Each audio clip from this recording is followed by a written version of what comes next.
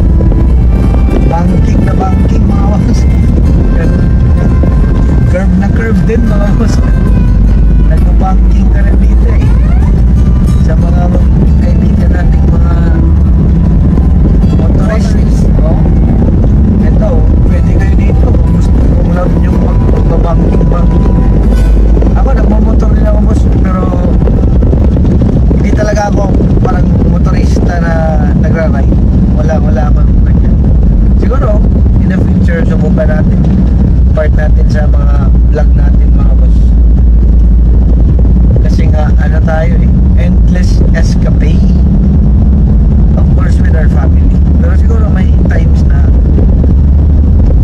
magmotor kami ni Mrs. Pero isalin din natin ito mga boss, curve na curve din sa mga driver natin na talaga safety first. Kaya pag ganito, slow down lang, kasi lalo na hindi mo kabisado yung daan. Kasi minsan mga boss, yung mga driver kampante na kasi nga driver ganun. Pero kada lugar mga boss, iba't iba talaga yung parang technique. Mayroon kasi mga daan na hindi mo nakikita yung slippery na lugar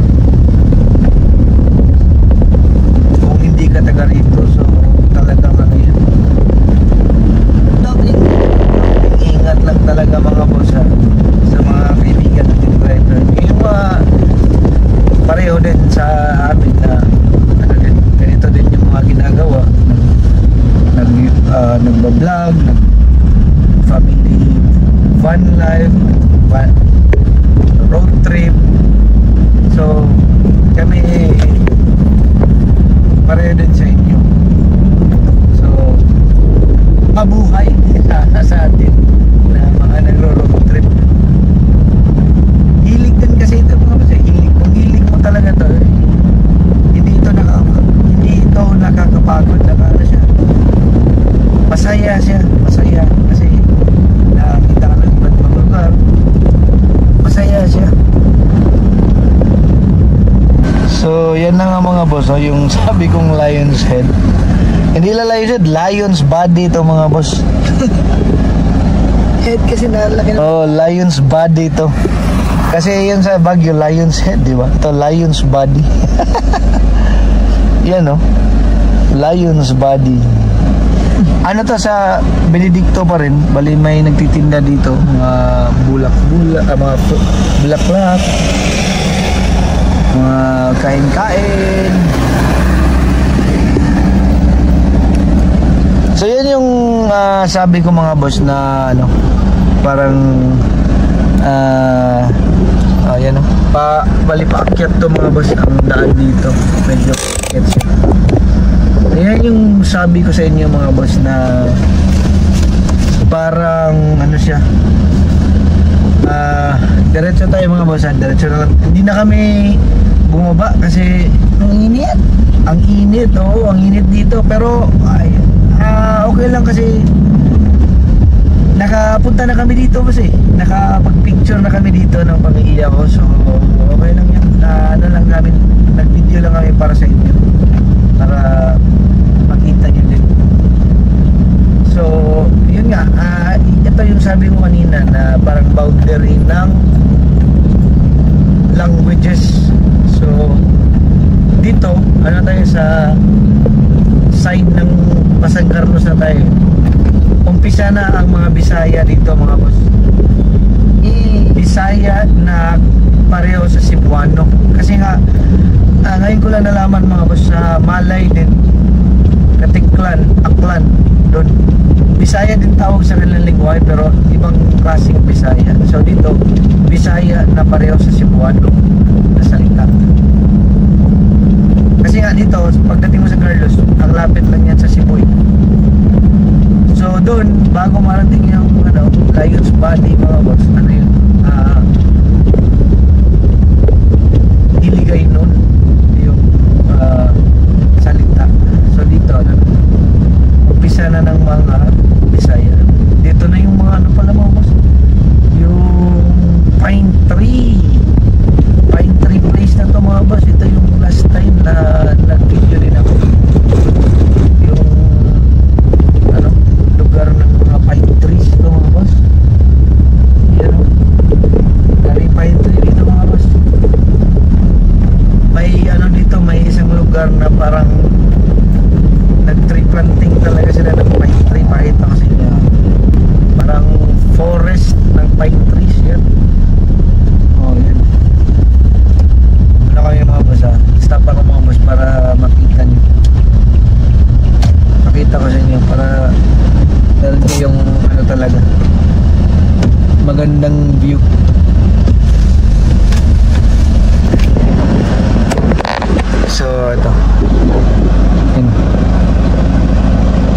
trees yan lahat. Doon hanggang doon. Pine trees talaga yun. Lahat ito, pine trees. Ito lahat. Nakapalibot sa'yo. Lahat pine trees yan, mga boss. So, buti na lang ginawa nila ito dito. Makakatulong talaga to, mga boss. Yan, mga boss, oh, mag-stop ako, mga boss, para makita nyo talaga. So yan, another side of Canlaon yan, mga boss. Kanina ano yun sa side ng Bacolod. Ito bali sobra gitna na tayo, mga boss. Malapit na tayo sa San Carlos City. So makikita niyo, mga boss, ang lawak ng sakop ng Canlaon, Mount Canlaon, yan, ikot ko ng konti, mga boss. Ang lawak din talaga ng lupain, mga boss. Pero nasa bundok kami, mga boss, ha? Nasa bundok kami. Hindi pa kami bumababa ng San Carlos City. Yan, okay, mga boss, di ba? So yan, iba talaga, mga boss, pag ganitong na talaga. Masasabi mong probinsya talaga, mga boss. Malapit na lang 12 kilometers na lang, mga boss. Sa Carlos City na tayo. Time check 1:30 ng hapon na, mga boss. So malapit na tayo. Pagdating natin sa San Carlos, diretso kagad tayo sa Tampi. Doon tayo sasakay na Pasibu na tayo. Pasibu. Sige, mga boss, update na ako pag San Carlos na talaga kami. Sige, ano na kami, nasa San Carlos City na kami. Nasa baba na kami ng bundok.